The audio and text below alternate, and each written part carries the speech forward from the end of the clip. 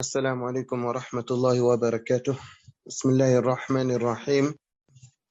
الحمد لله رب العالمين، والصلاة والسلام على أشرف الأنبياء والمرسلين سيدنا ونبينا ومولانا محمد وعلى آله وصحبه أجمعين.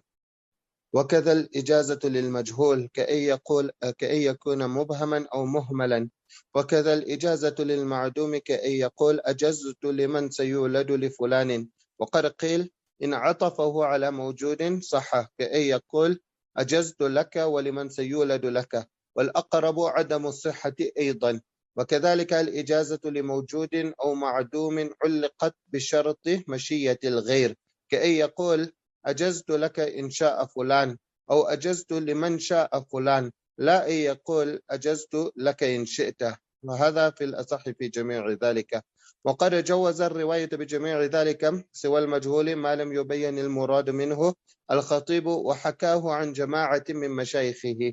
واستعمل الإجازة للمعدوم من القدماء أبو بكر بن أبي داود وأبو عبد الله بن منده، واستعمل المعلقة منهم أيضا أبو بكر بن أبي خيثمة. وروى بالإجازة العامة جمع كثير جمعهم بعض الحفاظ في كتاب ورتبهم على الحروف المعجم لكثرتهم، وكل ذلك كما قال ابن الصلاح توسع غير مرضي، لأن الإجازة الخاصة المعينة مختلف في صحتها اختلافا قويا عند القدماء، وإن كان العمل استقر على اعتبارها عند المتأخرين فهي دون سماع بالاتفاق.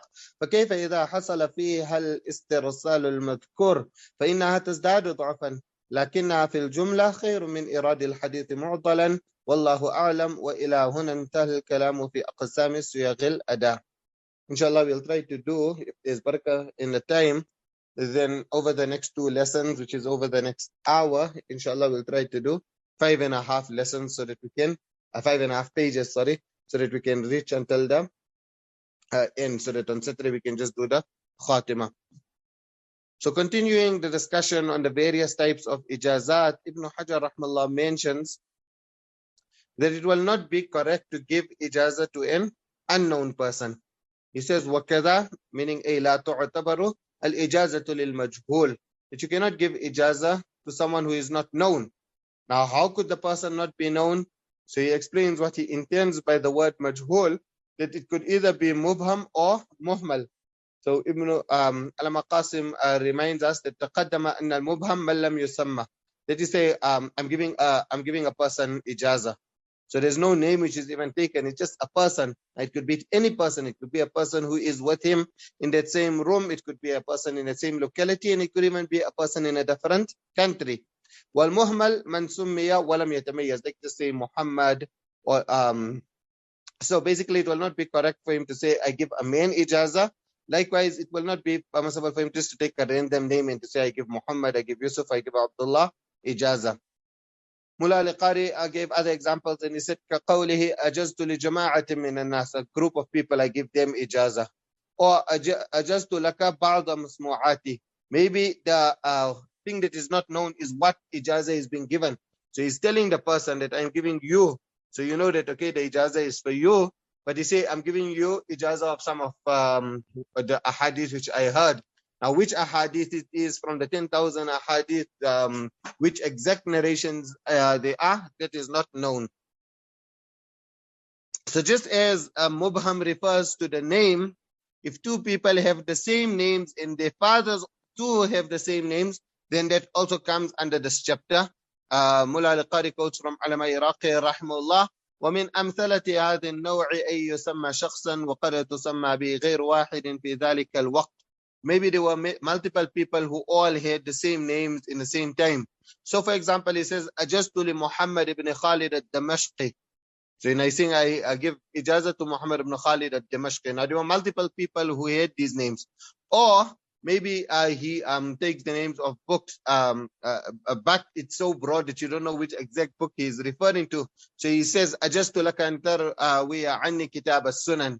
I permit you to narrate from me Kitab al-Sunan. Now, which Kitab al-Sunan it could be? It could be Sunan Abi Dawud, it could be Sunan Darqutni, it could be Sunan Nasai, it could be Sunan al-Kubra of Imam Bayhaqi. So many different Sunan it could be. So this kind of ijazah, Ibn Hajar rahimahullah mentioned that it's not considered, and it has no weight, it has no merit. In the same way, it is not permissible to give, or it's not valid to give ijazah to someone who is not even in existence, someone who is still going to be born in the future. So Ibn Hajar rahimahullah says, وَكَذَا الْإِجَازَةُ لِلْمَعْدُومِ. You cannot give ijazah to someone who is going to still be born in the future. He's not in existence currently. كَيْ يَقول, like you say, أَجَزْتُ لِمَنْ سَيُولَدُ لِفُلَانٍ. That I give the child to the child that's going to be born. You tell even a person who's not even married. So he still has to get married, and then when he's going to get a child. But from now you're saying that I'm giving you ijazah and I'm giving your children also ijazah. وقد قيل إن عطفه على موجود صح وكأي يقول أجزت لك ولمن سيولد لك. There were this group of people who they believe that if you have to take the name of someone who is still not born, but you use a conjunction and also take the name of someone who is already born, someone who is in existence, then that is fine. So these are Ibn Hajar rahmallah mentions the proponents of this view later. It's basically Abu Bakr, the son of Imam Abu Dawud rahmallah, and Ibn Manda rahimahullah. They were of this view. So like for example, if the person is to take the name of a person who is not yet born, and he makes at on a person who is alive, so it is as if it says أجزت لفلان ولولده ولعقبه ما تناسلوا. I give this particular person ijazah, so the person is alive. Likewise, I give his children and I give his progeny. As long as his progeny have children, they all got ijazah from me. So then these scholars mention that it will be fine.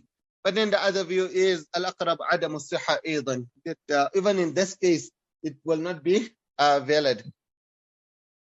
Likewise, وكذلك الإجاز لموجود أو معدود من علقت بشرط مشيئة الغير. Likewise, another type of ijazah that has no merit and it's invalid is where you give a person who is alive ijazah, or maybe even a person who is not yet born, you give him ijazah, but you suspend it on the want and the desire of another person. So you say that I will give you ijazah, but this is on condition that the sheikh permits. Or I give you ijazah, but it's on condition if that particular person allows it. So this here is not correct. These are the examples which Ibn Hajar rahmallah gave. Ajaztu laka in sha'a fulan or ajaztu liman sha'a fulan. Mullah al-Qari rahmallah, he objects on this example. الظاهر أجزت لمن سيولد إن شاء فلان. You say that that's the second example. That's how it should be. Ajaztu, I will give ijazah to who is going to be born if so and so wants, so that it can become an example of ma'dum, because he mentioned there وكذلك الإجازة لموجود أو معدوم. So he gave the example of mawjud. So now he ought to give the example of ma'dum. So ليكون مثالا للمعدوم علقت إجازته بمشيئة الغير. So he says that the way Ibn Hajar mentioned it, وأما الذي ذكره الشيخ فالظاهر أنه مثال للمبهم الذي هو أعم لا للمعدوم. That here saying أجزت لمن شاء فلان, this here becomes an example of mubham and not an example of ma'dum. But he mentioned ma'dum, he didn't mention mubham. Like he says, كَقَوْلِ مَنْ شَاءَ أَنْ أُجِيزَ لَهُ فَقَدْ أَجَزْتُ لَهُ. So even this year, it has the same ruling. Whoever wants ijazah from me, I give them ijazah. This too is incorrect. But Ibn Hajar rahmallah mentions an exclusion, and he says that yes, if you're specifying, you're not saying whoever wants ijazah, I give them ijazah, but you're at least specifying the person. So you're addressing one particular person, and you're saying that أَجَزْتُ لَكَ إِنْ شِئْتَ. Then that will be valid ala al-qawl al-mu'tamad. So if you say that I give you ijazah, if you want ijazah from me, you can have ijazah from me, then the preferred view is that this will be correct. Ibn Hajar claims that this is the he makes this exclusion, and now he mentions that this is the correct view, and then he mentions the scholar who regarded all of these as permissible. So he says وَهَذَا فِي الْأَصَحِّ فِي جَمِيعِ ذَلِكَ. The views which I have mentioned, these are the correct views on these masail that I have mentioned. But then he says, وَقَدْ جَوَّزَ الرِّوَايَةَ بِجَمِيعِ ذَلِكَ سِوَى الْمَجْهُولِ مَا لَمْ يَتَبَيَّنَ الْمُرَادُ مِنْهُ الْخَطِيبِ. In all these cases, Allama Khatib rahimahullah gave permission, and he said that giving them ijazah is permissible. So whether you're giving ijazah to a majhul, whether you're giving ijazah to a ma'dum, etc., in all cases, it will be valid according to Allama Khatib rahimahullah. And Allama Khatib didn't pull it out from his own pocket. He narrated it from his mashayikh. And likewise, واستعمل الإجازة للمعدوم من القدماء أبو بكر بن أبي داود. Abu Bakr ibn Abi Dawud, he also, someone gave him ijazah like that before he was born, and he relied on that ijazah. So he's Abdullah ibn Sulaiman ibn Ash'ath. Imam Abu Dawud rahimahullah, his name is Sulaiman ibn Ash'ath. So his name is Abdullah ibn Sulaiman ibn Ash'ath, and he passed away in the year 316 Hijri. So he's the one scholar, and likewise Abu Abdullah ibn Manda. So he is Muhammad ibn Ishaq ibn Muhammad, and he's famously known as Ibn Manda. So he was born in 316, in the exact same year that Abu Bakr ibn Abi Dawud passed away, and he passed away in the year 395. And one of his salient qualities is that he was known for his travels. You can see Sheikh Nuruddin writes, and Sheikh Abdullah Rahiri also copies it, that he had 1,700 shuyukh. Imagine 1,700 shuyukh because of how much he traveled. And he was described as being the most senior and the leading muhaddith of his time, and he wrote many books. Other scholars, they even practically gave ijazah like this here. So Ibn Hajar rahmallah says, وَاسْتَعْمَلَ الْمُعَلَّقَةِ, that meaning بِمَشِيَةِ الْغَيْرِ, that if so-and-so allows, then you got ijazah. If so-and-so wants, then you have ijazah. So he says that this here is Abu Bakr ibn Abi Khaythama. So he's Ahmad ibn Abi Khaythama. His name comes very frequently in the narrations. Zuhair ibn Harb. He was a Hafiz. He was born in the year 185 Hijri, and he passed away. He had a very long life. He passed away in 279 Hijri. And he was a student of Imam Ahmad rahmallah, etc. So he was also a master in history, and his book, At-Tarikh, on all the Tarikh of the narrators here. It said with regards to this book that لا يعرف كتاب أغزر فوائد من كتابه هذا في التاريخ. This is like the best kitab you can ever get on the history. There is no other kitab which can even come close to it.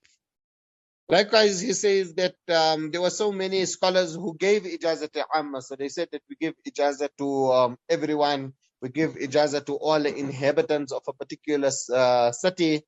We give an ijazah to all the students of a particular madrasa. So there were many who gave ijazah like this year. There were so many scholars who gave ijazah in this way that you have others who actually gathered the names in a book, in a dedicated book, and he organized their names in an alphabetical order because of the great amount of people, of scholars who had done this. Now, who was this person who gathered the books? Allama Zarkashi rahmallah says, and about Ja'far ibn al-Badr al-Katib. So it's this person, Abu Ja'far ibn al-Badr al-Katib. جمع جزءا في من أجاز هذه الإجازة العامة ورتبهم على حروف المعجم لكثرتهم. And then after that, Allama Zarkashi rahmallah cites a few names of those who permitted it. And he says, for example, Ahmad ibn al-Hussein ibn Khayrun al-Baghdadi, likewise Abu al-Walid ibn Rushd al-Maliki, and etc. So he gives all of these names. And now Allama Ibn Hajar rahmallah comments on this here, and he says, وَكُلُّ ذَلِكَ كَمَا قَالَ ابْنُ الصَّلَاةَ وَوَسْوًا غَيْرُ مَرْضٍ. That all of this here, you just broadening it and being so lenient in this manner, it's not something which is good. Why? لأن الإجازة الخاصة المعينة مختلف في صحتها اختلافا قويا عند القدماء. That there were differences amongst earlier scholars on whether you can give specified ijazah. Although then later day scholars permitted the general and specified ijazah, but they too also unanimously agreed that it is inferior than sama. But earlier scholars, there was very great ikhtilaf amongst them. وإن كان العمل استقر على اعتبارها عند المتأخرين. And the reason for متأخرين permitting it is ترغيبا في تحصيل الرواية وحفظا لسلسلة الإسناد الذي عليه مدار الرواية. The whole reason why latter-day scholars permitted this here is so that people can still go out and try to get the riwayat. So it would be an excuse for them to get hadith from asatida. And likewise, it's also a means of protecting the unique feature of this ummah, and that is narrating with a sanad. And the sanad is the whole basis of a narration. So he's saying that even though these latter-day scholars permitted it, but they did agree for here دون السماع بالاتفاق. We'll come back to this point where he claims that there's ittifaq, that it is inferior to sama'. That being said, imagine how less in rank these forms will be that we just mentioned. If ijazah, which is normally ijazah, you're giving a specified book to a specified person, if they are regarding that as inferior, then here where you are going and all of that's what he mentioned, whether it's a wijada and a wasiyah, etc., all of that, فَكَيْفَ إِذَا حَصَلَ فِيهَا الْإِسْتِرْسَالُ الْمَذْكُورِ, that all of these will then definitely be even more inferior. فَإِنَّهَا تَزْدَادُ ضَعْفًا. But even though these forms of ijazat are really weak, they are still better than narrating with a missing link. لكنها في الجملة خير من إيراد الحديث معضلا. It is better than narrating a hadith as mu'dal. That means with two or more missing links. So the ideal was to get ijazah directly from a sheikh. Few earlier scholars and mostly latter-day scholars agreed to give like a proper ijazah which is specified. They agreed on that if you are giving it to a specific person. So, but all of these will definitely be inferior. So Ibn Hajar is saying that even though they are inferior, it is still better to narrate what these weak forms of ijazat rather than having no ijazah at all. And a point to note also is that this type of ijazat would not affect the authenticity of a narration after hadith was documented. Therefore, there was more leniency that came in the later years because now people could rely on the books. Wallahu a'lam. Now, as we mentioned, we'll come back to that whole thing about ittifaq. So, although Ibn Hajar rahmallah mentioned that there was consensus, one of the commentators objected here. So he said that it will be inferior to sama' according to consensus. So one of the commentators, he objected and he said في نقل الاتفاق نظر. Why? Because فإن بقي ابن مخلد وتبعه ابنه وحفيده ابن عبد الرحمن فيما حكاه ابن عات عنهم. They all said that it's equal. So if you got these kind of leading narrators and such great scholars saying that ijazah and sama' are equal, so then you cannot say that there's ittifaq and there's consensus that ijazah is inferior to sama'.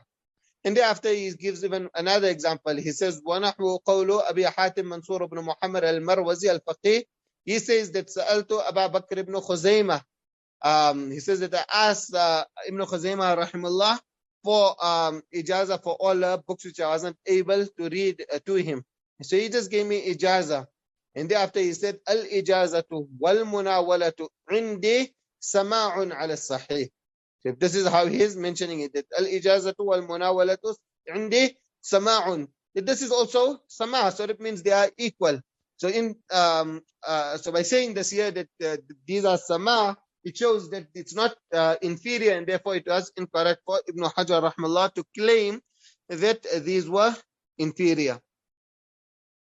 However, Mullah al-Qari rahmallah responds to the statement. He's saying that you look, Ibn Khuzaymah is saying, Al-ijazatu wal-munawalatu indi sama'un ala al-asah. He's saying that if you look at these words, this here is, in Balagha you learn tashbih al-baligh. So we say Zaydun Asadun. Zayd is a lion.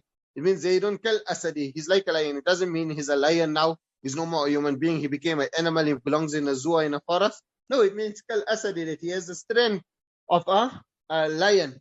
So in the same way, yeah, when he said that al-ijazatu sama'un, the meaning is kas-sama'i. And Mullah al-Qari says, وَإِلَّا فَلَا شَكَّ أَنَّا دُونَ سَمَا بِاتِّفَاقِ أَرْبَابِ الْعُقُولِ وَأَصْحَابِ النُّقُولِ وَاللَّهُ أَعْلَمُ. This concludes the discussion on the various words used to transmit a narration, and hence It also leads to the ending of discussing the different methods of transmitting. وإلى هنا انتهى الكلام في أقسام صيغ الأداة. Moving on, Ibn Hajar rahimahullah says, ثم الرواة إن اتفقت أسماؤهم وأسماء آبائهم فصاعدا واختلفت أشخاصهم سواء اتفق في ذلك اثنان منهم أو أكثر، وكذلك إذا اتفق اثنان فصاعدا في الكنية والنسبة فهو النوع الذي يقال له المتفق والمفترق. وفائدة معرفته خشية أن يظن الشخصان شخصا واحدا، وقد صنف فيه الخطيب كتابا حافلا، وقد لخصته وزدت عليه شيئا كثيرا، وهذا عكس ما تقدم من النوع المسمى بالمهمل، لأنه يخشى منه أن يظن الواحد اثنين، وهذا يخشى منه أن يظن الاثنان واحدا. So moving on to a new topic now, Hafiz ibn Hajar rahmallah explains how narrators could be confused due to their names being similar. And at times maybe the names are even the same. So he says it's sometimes you will have narrators in ittafaqat asma'uhum wa asma'u aba'ihim. Their names and the father's names are the same. So for example, you have the person Muhammad ibn Muhammad, for example. Or look at the examples which Mullah al-Qari rahmallah gave. He said that you have Khalil ibn Ahmad. So there are 6 different people by the name of Khalil ibn Ahmad. You have Khalil ibn Ahmad ibn Amr ibn Tamim al-Nahwi. So he was a Nahwi scholar. Then you have Khalil ibn Ahmad Abu Bashr al-Muzani. Then you have Khalil ibn Ahmad al-Basri. Then he was a student of Ikramah. Then you have Khalil ibn Ahmad Abu Sa'id al-Sijzi. So he is a Hanafi and the Qadi of Samarkand. Then Khalil ibn Ahmad Abu Sa'id al-Busti. And then you have Khalil ibn Ahmad ibn Abdullah ibn Ahmad al-Shafi'i. So you can see here that the names are all the same. Khalil and the father's names are the same, Ahmad. And then he says that you also get where their names, their father's names, and the grandfather's names are the same. So he says, for example, you look Muhammad ibn Yaqub ibn Yusuf an-Naysaburi. You have 2 people who had these names and they lived in exactly the same period. So now what happens? That you don't know if when they have to say that Muhammad ibn Yaqub narrated to me, and even if they have to say Muhammad ibn Yaqub ibn Yusuf narrated to me, and even if they have to say Muhammad ibn Yaqub ibn Yusuf an-Naysaburi narrated to me, you still would not be able to distinguish and decipher which one they are referring to. So it could be only the father's name that is the same, or it could be many more in the ancestry and the lineage. For sa'idan, this is the meaning. Like maybe the grandfather's name, or maybe the father, the grandfather, and the great father's name is all the same, or maybe even 5 links is all exactly the same names. But of course all of these are different people. سواء اتفق في ذلك اثنان منهم أو أكثر, whether it is just 2 individuals who have the same names, or whether there are multiple people, like how in this example we gave of Khalil ibn Ahmad, there were multiple people, 6 individuals with the same name. وكذلك إذا اتفق اثنان فصاعدا في الكنية والنسبة, maybe the kunya is also the same, like Abu Sa'id, both of them have the names also the same and the kunya also the same, or maybe the nisba, so where you are making nisba of them to a particular tribe or a particular city or particular locality. So he says that this here will be called al-muttafiq wal-muftariq, meaning muttafiq, it's the same in lafz, wal-muftariq, it's different in meaning. So in the footnotes, Shaykh Nuruddin Itr explains al-muttafiq wal-muftariq, and he says هو أن يتفق اسم الراوي مع اسم غيره لفظا وخطا. And he says وهو أقسام منها من اتفقت أسماؤهم وأسماء آبائهم. So he gives the example of Muhammad ibn Ubaid. And he says that there are 10 people who are called Muhammad ibn Ubaid. And then the others are من اتفقت كنيتهم ونسبتهم معا. So he says, like if you have to look, Abu Imran al-Jawni. So Abu Imran al-Jawni, there were 2 different individuals who were called us. The one was Abdul Malik ibn Habib, and the second was Musa ibn Sahl. So this section also clearly proves the great care that scholars took in ensuring that each and every narrator could be reasonably differentiated from another. So Hafiz ibn Hajar rahmallah explains the benefit of this here, and he says, وَفَائِدَةُ مَعْرِفَتِهِ خَشْيَةَ أَن يُظَنَّ الشَّخْصَانِ شَخْصًا وَاحِدًا. The main benefit is that you do not consider two different people to be one and the same person. For example, if you have to say Abu Imran al-Jawni mentioned, then you don't always just assume that it's being referred to Abdul Malik ibn Habib. Rather, you do understand that at times it could also be referring to Musa ibn Sahal, because there's another person who had this same name. It also helps in not confusing two narrators, especially when one is weak and the other is strong. Hafiz ibn Hajar rahmallah discusses the publications on this topic, and he said, وَقَدْ صَنَّفَ فِيهِ الْخَطِيبُ كِتَابًا حَافِلًا. That Allama Khatib rahimahullah wrote a very detailed book on this here, and the name of this book is Al-Mudhih li-Awham al-Jam'i wa-Tafriq. Dar al-Fikr printed it in 2 volumes with the taqiq of Abdurrahman ibn Yahya al-Muallimi rahmallah. So although scholars praise this book of Allama Khatib rahmallah did not bring all the narrators who are similar. So therefore Ibn Hajar rahmallah decided to work on this book of his, and he says that وَقَدْ لَخَّصْتُهُ وَزِدْتُ عَلَيْهِ شَيْئًا كَثِيرًا. That I have summarized the entire book, and thereafter I have increased more entries and more details in his book. But unfortunately, from the time of Ibn Hajar rahmallah, this book of his was not circulated. Allama Sakhawi rahmallah said, شَرَعَ شَيْخُنَا فِي تَلْخِيصِهِ فَكَتَبَ مِنْهُ حَسْبُ مَا وَقَفْتُ عَلَيْهِ شَيْئًا يَسِيرًا. You see, that from what I understand is that he just got a few entries and then he passed away. He did not get a chance to complete this work of his.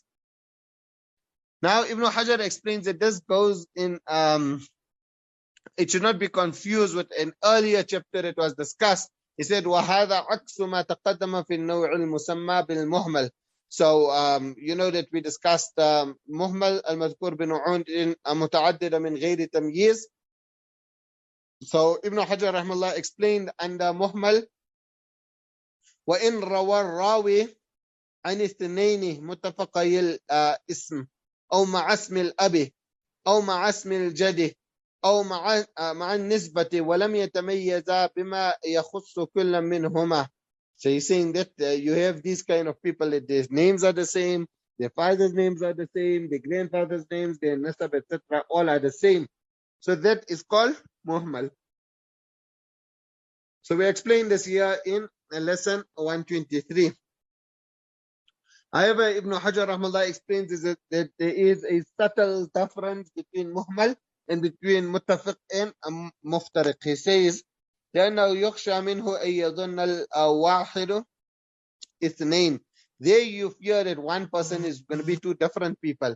And here the difference is وهذا يخشى منه أن يظن الاثنان واحدا. Here you fear the 2 different people must not be considered to be one and the same. وإن اتفقت الأسماء خطا واختلفت نطقا سواء كان مرجع الاختلاف النقط أم الشكل فهو المؤتلف والمختلف ومعرفته من مهمات هذا الفن حتى قال علي بن المديني أشد التصحيف ما يقع في الأسماء ووجهه بعضهم بأنه شيء لا يدخله القياس ولا قبله شيء يدل عليه ولا بعده. وقد صنف فيه أبو أحمد العسكري لكنه أضافه إلى كتاب التصحيف له ثم فرده بتأليف عبد الغني بن سعيد فجمع فيه كتابين، كتاب في مشتبه الأسماء وكتاب في مشتبه النسبة، وجمع شيخه الدارقطني في ذلك كتابا حافلا ثم جمع الخطيب ضيلا ثم جمع الجميع أبو نصر بن مأكول في كتابه الإكمال واستدرك عليهم في كتاب آخر وجمع فيه أوهامهم وبينها وكتابه من أجمع ما جمع في ذلك وهو عمدة كل محدث بعده وقد استدرك عليه أبو بكر بن نقط ما فاته أو تجدد بعضه في مجلد ضخم ثم ذيل عليه منصور بن سليم بفتح السين في مجلد لطيف وكذا أبو حامد بن صابوني. So now the next resemblance that you could have between narrators is, he says that وَإِنِ اتَّفَقَتِ الْأَسْمَاءِ. So this means the names of the narrators, whether it's also the father's names, whether it's also the titles, whether it's also the lineage, the nisbat, etc. If there is a resemblance in the way you write all of these, but there is a difference in the way you pronounce it. So now, irrespective of whether the difference is because of a dot. So now, you know, in those times, they never used to write with dots. So when you are writing it now, whether it is a ta or whether it's a ba, or to that extent, or whether it's a dal or whether it's a dal, or whether it's a sin or whether it's a shin. So the way you're writing it is the same because you're not putting dots. I mean, shakl, or maybe there's one, two small differences in the form of the word. Then this here will be called al-mu'talif wal-mukhtalif. So what's the meaning of al-mu'talif wal-mukhtalif? هو ما تتفق في الخط صورته. The way it looks when it's written down, it looks the same. وتختلف في النقط صيغته. But the way you pronounce it will be wrong. The way you pronounce it will be different. So you read it as mu'talif and mukhtalif. You read it with a kasra. So the reason how it's the ihtilaf, the similarity comes about because of i'tibar al-khat, and the ikhtilaf, the differences, is because of the way you pronounce it. Now, in contrast to his practice, Ibn Hajar rahmallah did not give any examples here. Probably he felt no need because Allama ibn Salah rahmallah gave more than 20 examples in his muqaddimah. Or maybe because later Ibn Hajar rahmallah is going to mention about the book that he dedicated regarding this year. So the reader can simply refer to that book and he will find many practical examples. Nevertheless, to cite an example of the dot, it's like how you get bazar and bazaz. So bazar and bazaz. If the one ends with a za, so that there's a dot on top, and the other one ends with a ra. Like also you get hizam and haram. Now, if you're writing it without i'rabs, the formation of it both looks the same. Likewise, barid and buraid, and even you can put the word yazid in the siyah.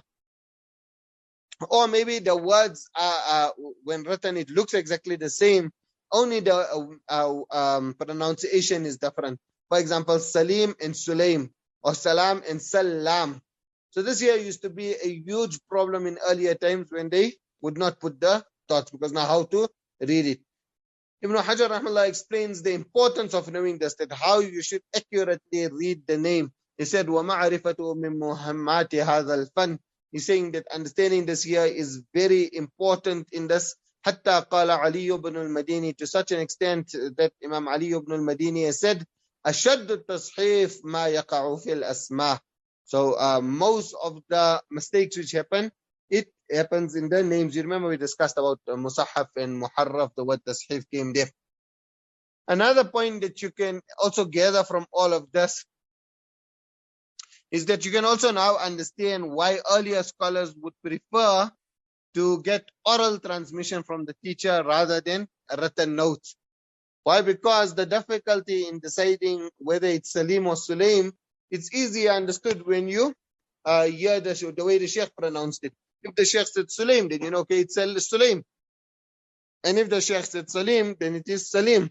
But if it is written down, then it is impossible to discover how you should pronounce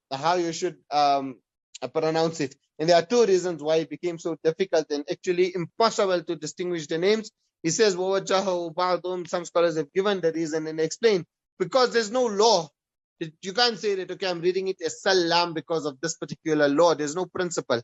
It's just something which is gained qiyasan. So that's the first thing. And then the second thing is that also nothing to denote upon it. Whether you look at what comes before, whether you look at what comes after, there is no indication that you can get on how to pronounce it. So therefore, you just have to hear your sheikh, and from there you'll be able to know. ولهذا وهم كثير من الناس في الأسماء لأجل الالتباس بخلاف التصحيف الذي يوجد في متن الحديث.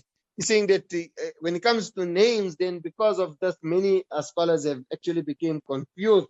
And this here is in contrast to tasheef which takes place in the matn of the hadith, in the text.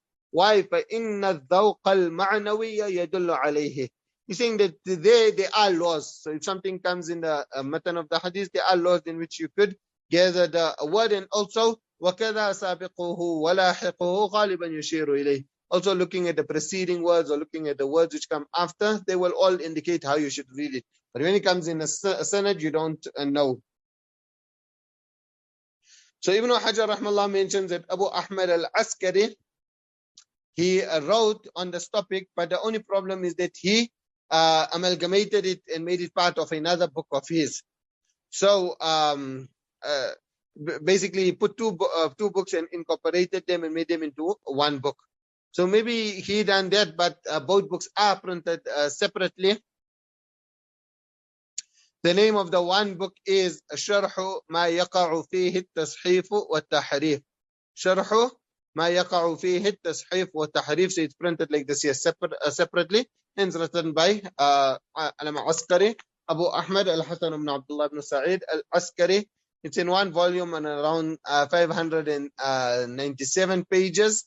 And it was printed with the tahqiq of Abdul Aziz Ahmad, and it was published by Maktaba Mustafa Bab al-Halabi. So it's printed separately. And then the other book is Tashifatul Muhaddithin. So you can see they didn't take into consideration that he amalgamated and incorporated that book. They printed it separately, Tashifatul Muhaddithin. This year is printed with the tahqiq of Muhammad Ahmad Mira, and published by Al-Matba'ah Al-Arabiya Al-Haditha. So we explain that the interesting thing is that he wrote the book on tasheef to show you the distortions, but the publisher made tasheef when typing the book, and you will find that there's so many typing errors and tasheef within the book. So regarding this book, he used the word tahrif. So that means when a word is totally distorted. Now here, Alama Qasim rahmallah commented and he said, وَفِي تَنْبِيهٌ عَلَى خِلَافِ مَا اشْتَهَرَ أَنَّ أَوَّلَ مَنْ صَنَّفَ فِي عَبْدُ الْغَنِي. Probably in his time it was very popular, very commonly said that the very first person to write on this was Abdul Ghani. But here, Alama Ibn Hajar rahmallah mentioned this prior name, and only thereafter he is mentioning the name of Abdul Ghani. So this is what Alama Qasim bin Qutb said. But Mullah al-Qari rahmallah said, وَفِي أَنَ تَنْبِيهَ غَيْرٌ مَفْهُومٍ مِنْ عِبَارَةِ الْمُصَنِّفِ فِيهِ. He's saying that also Alama Qasim is not understanding what Ibn Hajar rahmallah is saying. Ibn Hajar rahmallah is saying that he wrote, but he joined it with another book. So the first person to write independently was Abdul Ghani ibn Sa'id, who passed away in the year 409 Hijri, and we discussed about him. فَجَمَعَ فِي كِتَابَيْن. So what he done here is that he incorporated within this year two books. The one is Kitab fi Mushtabah al-Asma wa Kitab fi Mushtabah al-Nisbah. So basically there's two sections to this book. The one is where the names are all the same, and the second is where the Nisbah is all the same. So this book is published by Darul Gharb al-Islami. It's published with the name Al-Mu'talif wal-Mukhtalif fi Asma'i Naqalat al-Hadith wa Asma'i Abaihim wa Ajdadihim. So now Mullah al-Qari rahmallah said, so Abdul Ghani ibn Sa'id is the student of Alama Darqutni rahmallah. But he say his Sheikh Imam Darqutni rahmallah, he then focused on this book of his student, Wajama Shaykh Darqutni. So you know that Imam Darqutni rahmallah, he passed away in 384 Hijri. And then he wrote a much greater book. And so this here is like, you know, how the author of Mishkat, وَنَذِيرُهُ مَا وَقَعَ لِصَاحِبِ الْمِشْكَاتِ أَنَّهُ لَمَّا صَنَّفَهُ شَرَحَهُ شَيْخُ الطِّيبِ. So in the same way, yeah, that the student wrote it, and then the teacher wrote the commentary. So the same is, yeah, that the teacher appreciated the work of his student. ثُمَّ جَمَعَ الْخَطِيبُ زَيْلًا. Thereafter, Alama Khatib rahmallah gathered this. So his book is published also by Darul Gharb al-Islami in 5 volumes, with the tahqiq of Muwaffiq ibn Abdullah. ثم جمع الجميع أبو نصر بن معقولة. So Abu Nasr ibn Makula, he gathered all of these books, and Ibn Makula is Ali ibn Hibatullah. He's very famously known as Ibn Makula. He heard lots of ahadith. Besides being a muhaddith, he also excelled in nahwa, and he was also a master in poetry, etc. He was killed in the year 485 Hijri. So with regards to this book, you can see that Mullah al-Qari rahimahullah mentioned marja'un hamun fi babihi khallada bihi mu'allifahu wa shahura. That this book of his is an extremely important book in this field, and this book is what carries the mu'allif's name throughout the centuries, and that is how come he became so popular. Mullah al-Qari rahimahullah also describes him saying that huwa hafidun jalilun. So you can understand he was a very great scholar. So he gathered all of this here in his book, which is called Al-Ikmal. The full name of the book is Al-Ikmalu fi Raf' al-Irtiyab an al-Mu'talif wal-Mukhtalif fi al-Asma'i wal-Kuna wal-Ansab. So you must memorize the full names of books also. Al-Ikmal fi Raf' al-Irtiyab an al-Mu'talif wal-Mukhtalif fi al-Asma' wal-Kuna wal-Ansab. You mustn't just say Al-Ikmal, you must know the full name of by heart. So this is also with the tahqiq of Al-Imam Mu'allimi rahmallah, and it was printed by Darul Ma'arif in 8 volumes. واستدرك عليهم في كتاب آخر جمع فيه أوهامهم وبينها. So thereafter Ibn Makula, so he wrote the one book. Now it wasn't like how in today's times you have your book and you have it on Microsoft Word, so you can just add on. So he wrote a separate dedicated book, and this book here is called تهذيب مستمر الأوهام على ذوي المعرفة وأولي الألهام. And this is also published by Ali ibn Hibatullah ibn Makula, and it's printed with the tahqiq of Sayyid Hassan al-Kisrawi. It's in 1 volume and it's in 366 pages. You will understand now how valuable this book. وكتابه من أجمع ما جمع في ذلك وهو عمدة كل محدث بعده. This book of his is one of the most comprehensive and detailed books in this field, and then it became the basis of every muhaddith after him, that when they wanted to decipher and understand the different names, etc., then they would refer to this book. You can also gather how knowledgeable he was if he's mentioning that earlier, that it's so important and most mistakes take place in this year. So if people are making mistakes, yet he has so much knowledge that he can even write on it, then you can understand what a great muhaddith Ibn Makula rahmallah was. But you know, Al-Kamalu lillahi wahda, so in spite of it being such a great book, وَقَدْ اسْتَدْرَكَ عَلَيْهِ أَبُو بَكْرِ بْنُ نَقْطَ مَا فَاتَهُ. Ibn Nuqta, you remember his name came right in the beginning when he spoke about Allama Khatib rahmallah, kullu man ansafa alayhi anna al-muhaddithin ba'd al-Khatib ayalun ala kutubih. So he added new entries in his book. Now what are these new entries? Either Ibn Makula must have left them out, maybe he's a human being, so maybe he missed them, or maybe there were scholars who came thereafter, so between the life of Ibn Makula and Ibn Abu Bakr ibn Nuqta, all the new scholars that came, so he put them. So the name of this book of Ibn Nuqta is Takmilatul Ikmal. It was printed by Jami'a al-Qura with the tahqiq. Now, you know, some people say that it's fine to pronounce his name as Mulana Abdul Qayyum Abdul Nabi. He passed away last year. But others, the Arabs, they don't like it, so they say that is Sheikh Abdul Qayyum Abdul Rabbin Nabi. They add the word Rabbun Nabi, that the slave of the Rabb of the Nabi. So nevertheless, this published version is in 6 volumes.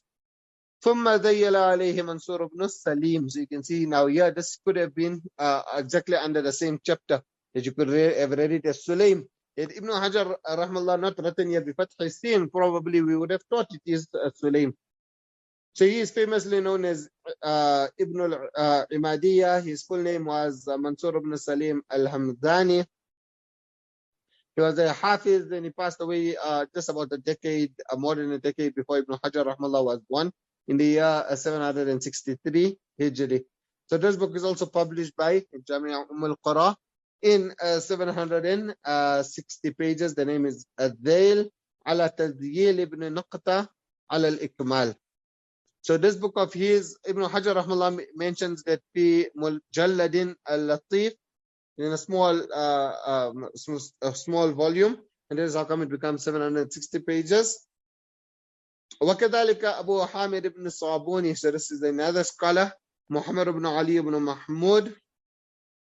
He was born in 604 Hijri, and he passed away in the year 680 Hijri. And he was also a very famous muhaddith, and he wrote this book here, Al-Mu'talif wal-Mukhtalif, which is the Zail of Ibn Abi Nuqta. Now Ibn Hajar rahmallah mentions about the what Allama Dhahabi rahmallah wrote. So he says, وَجَمَعَ الذَّهَبِيُّ فِي ذَلِكَ كِتَابًا مُخْتَصِرًا جِدًّا. Allama Dhahabi rahmallah gathered a very small and concise book, but اعتمد فيه على الضبط بالقلم. So he didn't put dots in his book. So now because he didn't put dots in his book, the whole objective and the whole way of recognizing this is so that you can recognize the different scholars because of the dots. فَكَثُرَ فِيهِ الْغَلَطُ وَالتَّصْحِيفُ الْمُبَيِّنُ لِمَوْضُوعِ الْكِتَابِ. So the objective of the kitab was lost, and therefore it made, instead of taking people away from tasheef, it made the reader fall into more tasheef. The name of the book is Al-Mushtabih fi al-Rijali Asma'uhum wa Ansabuhum. And this is printed with the tahqiq of Ali ibn Muhammad al-Bajawi, and it is published by Dar Ihya al-Kutub al-Arabiyyah. Now Ibn Hajar rahmallah, after mentioning about all these earlier books, he said, وَقَدْ يَسَّرَ اللَّهُ تَعَالَى بِتَوْضِيحِهِ فِي كِتَابٍ سَمَّيْتُهُ تَبْصِيرُ الْمُنْتَبِهِ بِتَحْرِيرِ الْمُشْتَبِهِ. He's saying that Allah subhanahu wa ta'ala made it easy for me, and I also wrote a book on the Siyah, and it is called Tabsir al-Muntabih with Tahrir al-Mushtabih. So it's also printed with this name, Tabsir al-Muntabih with Tahrir al-Mushtabih. When he says, he says, وَهُوَ مُجَلَّدٌ وَاحِدٌ. This is the manuscript. The print of it, it's printed with the tahqiq of Ali Muhammad. It's in 4 volumes, published by Al-Mu'assasat al-Misriya in 4 volumes. Ibn Hajar rahmallah mentioned the name as Tafsir al-Muntabih bi Tahrir al-Mushtabih. So Mullah Ali Qari rahmallah suggested that it would have been rather better if he named the kitab Taqrir al-Mushtabih. So then the word Taqrir can also rhyme with the word Tahrir. So Taqrir al-Mushtabih bi Tahrir تقرير المنتبه بتحرير المشتبه. So that would have been a much better name to give. So in this book of his, Allama Ibn Hajar rahmallah, he corrected the mistakes of Imam Dhahabi rahmallah, and he also refined the order to make it, finding the names more simpler. So he says that فضبطت بالحروف على الطريقة المرضية, that I put it in alphabetical order. وزدت عليه شيئا كثيرا مما أهمله. I even added many more profiles that Allama Dhahabi rahmallah left out. أو لم يقف عليه. And you are saying أو لم يقف عليه, so Mullah al-Qari interprets it and he says لعله مقيد بما وقع بعده. Probably this is confined to the publications after him. وإلا فكيف وقف على أنه ما وقف عليه. Otherwise, how would Ibn Hajar rahmallah know that he did not, that Allama Dhahabi rahmallah did not know about this? ولله الحمد على ذلك. وإن اتفقت الأسماء خطا ونطقا واختلف الآباء نطقا مع اختلافهما خطا كمحمد بن عقيل بفتح العين ومحمد بن عقيل بضمها، الأول نيزابوري والثاني في الريابي، وهما مشهوران وطبقتهما متقاربة. أو بالعكس كأن تختلف الأسماء نطقا وتأتلف خطا وتتفق الآباء خطا ونطقا كشريح بن النعيم وسريج بن النعمان، كشريح بن النعمان وسريج بن النعمان، والأول بالشين المعجمة والحاء مهملة وهو تابعي يروي عن علي رضي الله عنه، والثاني بالسين المهملة والجيم وهو من شيوخ البخاري، فهو النوع الذي يقال له المتشابه. وكذا إن وقع ذلك الاتفاق في الاسم واسم الأب والاختلاف في النسبة. وقد صنف فيه الخطيب كتابا جليلا سماه تلخيص المتشابه، ثم ذيل عليه أيضا بما فاته أولا وهو كثير الفائدة. So Ibn Hajar Rahmallah is saying that if the names, the way you write the names, it's written the same, and also the pronunciation is the same, but the father's names may be differ. So the names are exactly the same. Muhammad, you see, both of them have the same names, but the father's name are differ. It's written the same, but in the pronunciation it's different. So you can see he gives the example, Muhammad ibn Aqil and Muhammad ibn Uqail. So when you're writing it, if you don't have Arabs, you can read it as Muhammad ibn Aqil. Both of them you can read it as Muhammad ibn Aqil, or you can read both as Muhammad ibn Uqail. The first was Nisapuri and the second one was Firyabi. So both of them are famous. Both of them are narrating from lots of scholars, and they also live in the same time. So this becomes a problem now, because now who is being referred to? Is it Muhammad ibn Aqil or is it Muhammad ibn Uqail? Or maybe it's the other way around, that the names are the same, but the fathers, the names are similar. So the one, like for example, Shurayh, and the other one Surayj. Now when you're not putting dots, then you will write both the same, like a letter with a teeth in the beginning, then the ra, and then what could be the ya, and then what could be the ha or the jim. So he's saying that the names are the same, are different, but the father's names are the same. So he explains, he's saying, look here, the one is a tabi'i, and he narrates from Ali radiallahu anhu. And the second, he came so much later, and he is from the teachers of Imam Bukhari rahmallah. So this here is what is called as mutashabih. So what is mutashabih? In the footnote, Shaykh Nuruddin Utra explains, هو أن يتفق اسم شخصين أو كنيتهما ويوجد في نسبهما الاختلاف والائتلاف الذي عرفناه، فهو مركب من النوعين المتفق والمفترق والمؤتلف والمختلف. So he's saying that this here is actually combines the previous two chapters. It combines al-muttafiq wal-muftariq, and it combines al-mu'talif wal-mukhtalif. So he's saying that وَفَائِدَةُ مَعْرِفَتِهِ هُوَ وَمَا قَبْلَهُ الْأَمْنُ مِنَ الْغَلَطِ. The only benefit is that you don't want to make any mistakes. So nevertheless, Hafiz ibn Hajar rahmallah says that Allama Khatib wrote a great book on this year, and it is called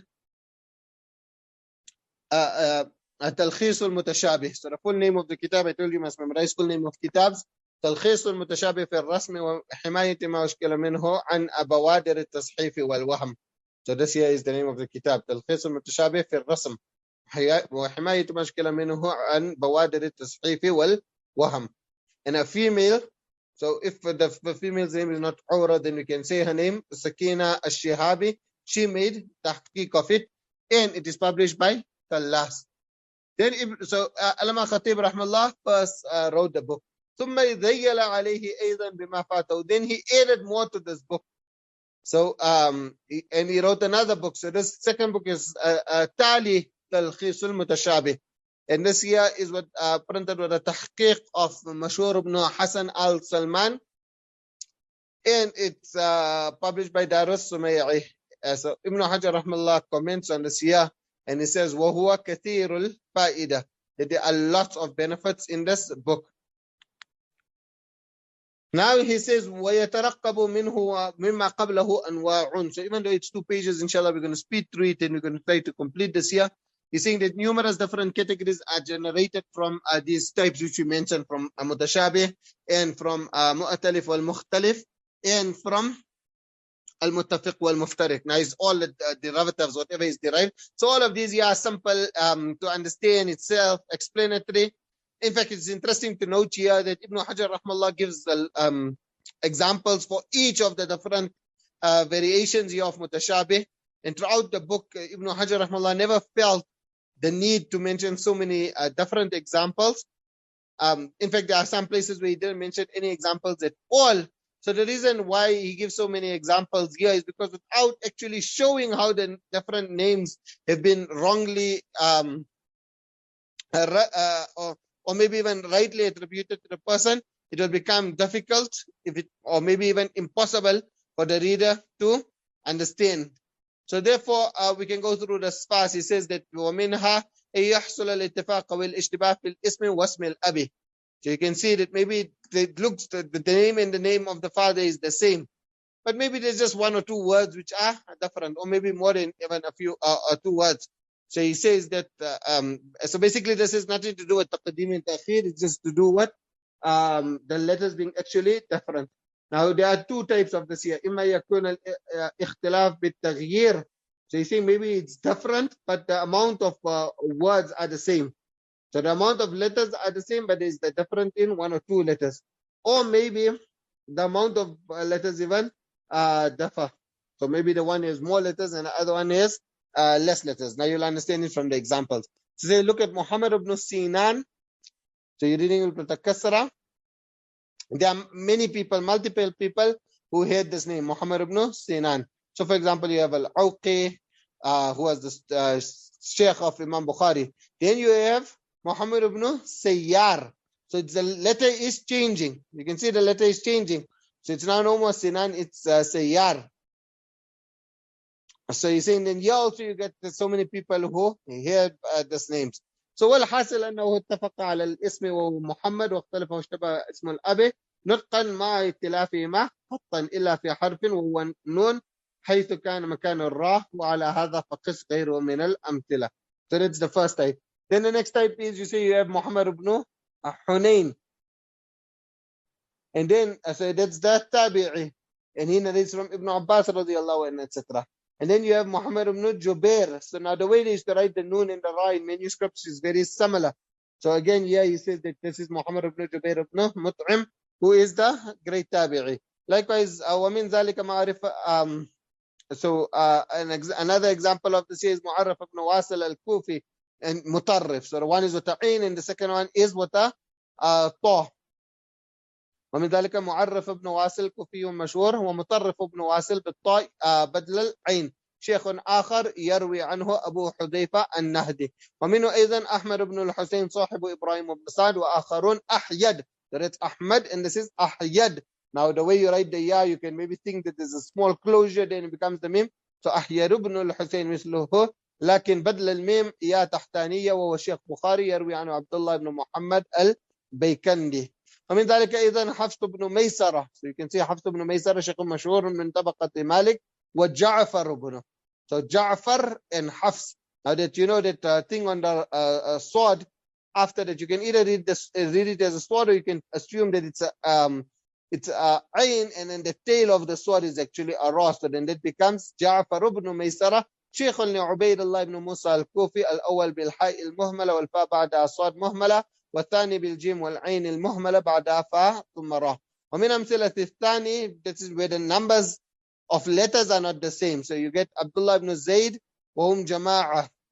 So you get from the Sahaba, one is so he says that منهم في الصحابة صاحب الأذان واسم جدي عبد الربي. So you know Abdullah ibn Zayd ibn عبد الربي the مؤذن. وراوي حديث الوضوء. So the one who is narrating the hadith of wudu. واسم جده عاصم. So Abdullah ibn Zayd ibn Asim. وهما أنصاريان. وعبد الله ibn Yazid. So you can see now here is an additional letter. So there you have Abdullah ibn Zayd and here you have the additional letter. بزيادة يا في أول اسم الأب والداء مكسورة وهم أيضا جماعة منهم في الصحابة. So you have الخطمي يكنى أبا موسى وحديثه في الصحيحين. So Abdullah ibn Yazid al-Khatmi, his hadith come in صحيحين. And والقاري, so له ذكر في حديث عائشة وقد زعم بعضهم أنه الخطمي وفيه نظر. Some have assumed that he is the same person, Ibn al-Khatmi, but there is doubt in that. ومن عبد الله ibn Yahya. So again, yeah, now you have وهم جماعة. You have Abdullah ibn Nujay. Now you can see Yahya and Nujay, the way you write it will be the same. بضم النون وفتح الجيم وتشديد الياء. تابعي معروف يروي عن علي رضي الله عنه. أو يحصل الاتفاق في الخط والنطق. So maybe in the way it's written and in the pronunciation it differs. لكن يحصل it's the same. لكن يحصل الاختلاف والاشتباه بالتقديم والتأخير. إما في الاسمين جملة أو نحو ذلك كإيقاع تقديم وتأخير في الاسم الواحد في بعض حروفه بالنسبة إلى ما يشتبه به. So you can understand from the examples that ومثال الأول الأسود بن يزيد, and the second is ويزيد بن الأسود وهو ظاهر. It mentions that it's apparent that الأسود بن يزيد is referring to the tabi'i, and يزيد بن الأسود is referring to the sahabi. ومنه عبد الله بن يزيد ويزيد بن عبد الله. So ومثال الثاني أيوب بن سيار وأيوب بن يسار. الأول مدني مشهور ليس بالقوي, والآخر مجهول. So alhamdulillah, they brought us to the end, and now on the two remaining lessons of this kitab we can inshallah do the khatima on Saturday. So until then, jazakumullah khairan. Assalamu alaikum wa rahmatullahi wa barakatuh.